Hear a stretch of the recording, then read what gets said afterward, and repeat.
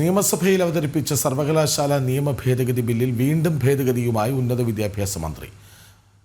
വിമർശനങ്ങൾ ഉയർന്നതോടെ ബില്ലിലെ പ്രൊവിസിയുടെ യോഗ്യത വെട്ടിക്കുറച്ചു. അധ്യാപക സംഘടനാ നേതാക്കളുടെ സമ്മർദ്ദത്തിന് മന്ത്രി ആർ ബിന്ദു വഴങ്ങിയെന്നാണ് ആരോപണം. പുതിയ ഔദ്യോഗിക ഭേദഗതി സബ്ജക്റ്റ് കമ്മിറ്റിക്ക് നൽകി. വിവരങ്ങളുമായി ശാലിനി ഒപ്പം ചേർന്നു. ശാലിനി, ഈ അസോസിയേറ്റ് പ്രൊഫസർമാരെ കൂടി പ്രൊവിസിയാക്കാം എന്നൊരു നീക്കം നടക്കുന്നത് വിസിക്ക് മേലുള്ള അധികാര കടന്നുകയറ്റമായി കാണണം, അല്ലേ? കൃഷ്ണരാജ്, തീർച്ചയായും അത്തരത്തിൽ തന്നെയാണ്. കാരണം സംസ്ഥാന സർക്കാർ കഴിഞ്ഞ ദിവസമാണ്, ഉന്നത വിദ്യാഭ്യാസ മന്ത്രി കഴിഞ്ഞ ദിവസമാണ് നിയമസഭയിൽ സർവകലാശാല ഭേദഗതി ബില്ല് അവതരിപ്പിച്ചത്. ഈ ബില്ല് അവതരിപ്പിക്കാനുള്ള ചർച്ചകൾ നടന്ന അന്നു മുതൽ തന്നെ വലിയ രീതിയിലുള്ള വിവാദങ്ങൾ, വിമർശനങ്ങൾ സംസ്ഥാന സർക്കാരിനെതിരെ ഉയരുകയായിരുന്നു. പ്രത്യേകിച്ച് UGC പുതുക്കിയ മാർഗനിർദ്ദേശങ്ങൾ കൊണ്ടുവന്ന സാഹചര്യത്തിൽ VC-മാർക്കും ചാൻസലർമാർക്കും കൂടുതൽ അധികാരങ്ങൾ നൽകുന്ന ഭേദഗതികൾ UGCയുടെ ഭാഗത്ത് നിന്ന് നിലനിൽക്കുമ്പോൾ അതിനെ മറികടന്നുകൊണ്ടൊരു സംസ്ഥാനം ഇത്തരത്തിലൊരു ബില്ല് അവതരിപ്പിക്കുക, ആ ബില്ലിൽ പ്രൊവിസിമാർക്കും ഒപ്പം തന്നെ മന്ത്രി അടക്കമുള്ള പ്രൊവിസിയായ മന്ത്രി അടക്കമുള്ള പല സർവകലാശാലകളിലും VC-മാരുടെ അധികാരങ്ങൾ വെട്ടിക്കുറയ്ക്കുന്ന രീതിയിൽ അല്ലെങ്കിൽ അതിൽ കടന്നു കയറുന്ന രീതിയിലുള്ള നടപടികളും നിർദ്ദേശങ്ങളും ബില്ല് അവതരിപ്പിച്ചതിൽ വലിയ രീതിയിലുള്ള വിമർശനങ്ങളായിരുന്നു ഉയരുകയും ചെയ്തത്. ഇതിന് പിന്നാലെയാണ് ഇപ്പോൾ കഴിഞ്ഞ ദിവസം അവതരിപ്പിച്ച ബില്ലിൽ വീണ്ടും ഒരു ഭേദഗതിയുമായി ഉന്നത വിദ്യാഭ്യാസ മന്ത്രി എത്തുന്നത് എന്നുള്ളതാണ് ഏറ്റവും ശ്രദ്ധേയമായിട്ടുള്ള കാര്യം. ഈ ഭേദഗതി നൽകിക്കൊണ്ട് തന്നെ ഈ ഒരു ഭേദഗതി ബില്ല് ഔദ്യോഗികമായി സബ്ജക്ട് കമ്മിറ്റിക്ക് കൈമാറിയിട്ടുമുണ്ട്. ഇനി ആ സബ്ജക്ട് കമ്മിറ്റിയാണ്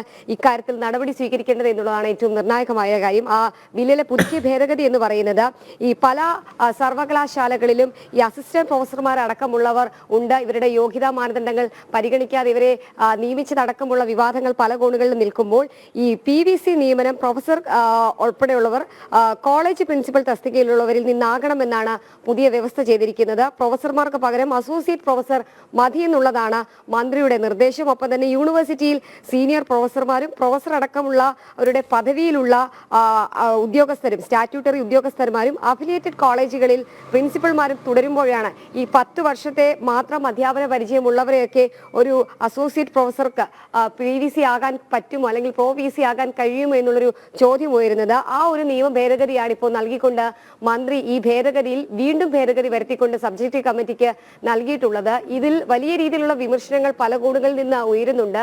വിഷയത്തിൽ കാര്യമായി തന്നെ ഗവർണർ ഇടപെടണമെന്നും ഒപ്പം തന്നെ ഈ ബില്ല് പാസ്സായി രാജ്ഭവനിലേക്ക് എത്തുമ്പോൾ അതിൽ കൃത്യമായ നടപടികൾ സ്വീകരിക്കണമെന്ന നിർദ്ദേശം അല്ലെങ്കിൽ അത്തരത്തിലൊരു നിവേദനം അടക്കമുള്ള വിദ്യാഭ്യാസ വിദഗ്ധർ രാജ്ഭവനിലേക്ക് നൽകാൻ ഒരുങ്ങുകയാണ്. എന്തായാലും വലിയ രീതിയിലുള്ള വിമർശനങ്ങൾ വരുന്നുണ്ട്.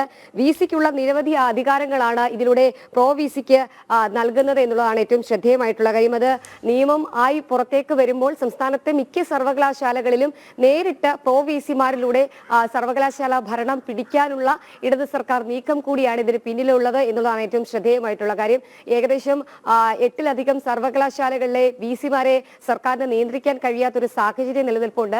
പല സർവകലാശാലകളിലെ VC-മാരും സർക്കാരിന് കീഴ്പ്പെടാതെ നിൽക്കുന്ന ഒരു സാഹചര്യമുണ്ട്. ഈ ഘട്ടത്തിൽ പ്രൊ-VC-മാർക്ക് കൂടുതൽ അധികാരം നൽകുമ്പോൾ അല്ലെങ്കിൽ മന്ത്രിയുടെ അടക്കം ഇടപെടൽ നേരിട്ട് സർവകലാശാലയിലേക്ക് എത്തുന്നു.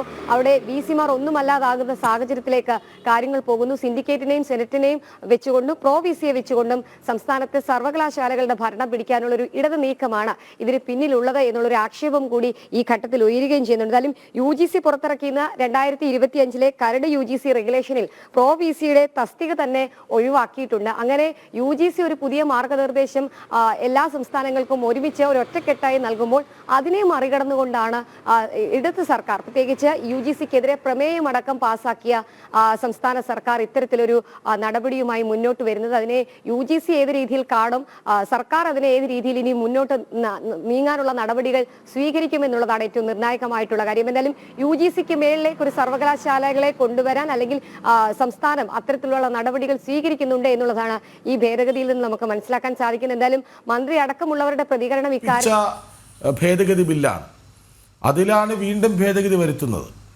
ആരാണ് ആർ ബിന്ദുവിന്റെ ഈ നീക്കത്തിന് പിന്നിൽ?